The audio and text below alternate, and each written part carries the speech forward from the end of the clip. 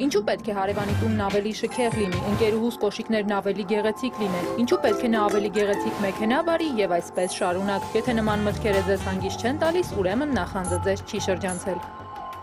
Ծույլ մարդը, որը անբան է, որը ոչ մի բան չի անում, հետևաբար նա չի կարող ունենալ այն արժեքների, նյութական արժեքների մասին է խոսքը իհարկե, որը որ ունի իր մերձավորը,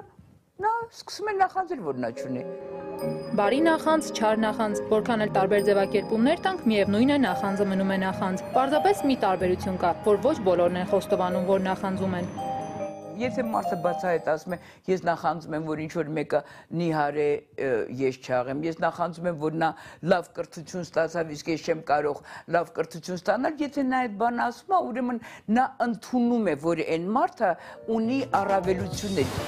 Նախանձն այն չարիքն է, որի հետ մարդը դարեր շարունակ պայքարի մեջ է։ Այն ինչի ասես, որ չի դրդի, կստիպի ծակել ընկերոջ մեքենայի անիվը, այրել ընկերուհու կուրսային աշխատանքը կամ էլ բոլորի ներկայությամբ տոմատի հյութը թափել քրոջ վրա։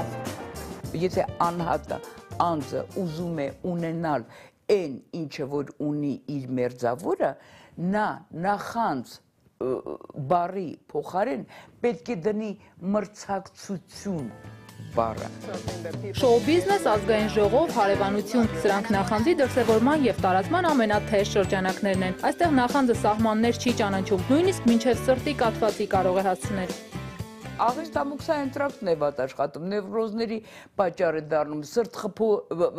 ճնշումն է բարձրանում, սիրտն է շատ արագ աշխատում, եթե մարդ ասենք թե այդ նախանձի, եթե մենք ասենք թե ասենք նախանձի նոպա ունենալով հանդերձ, այդ բոլոր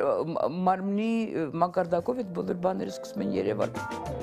Այնպես, որ անցանկալի հիվանդություններից եւ նևրոզներից խուսափելու համար դադարեք նախանձել, բացահայտեք ձեր լավագույն որակները եւ զարգացրեք դրանք։ Այդ դեպքում հաջողությունը ձեզ էլ չի շրջանցի։ Էլեն Մուրադյան, Աղվան Հարությունյան, Առավոտը Շանթում։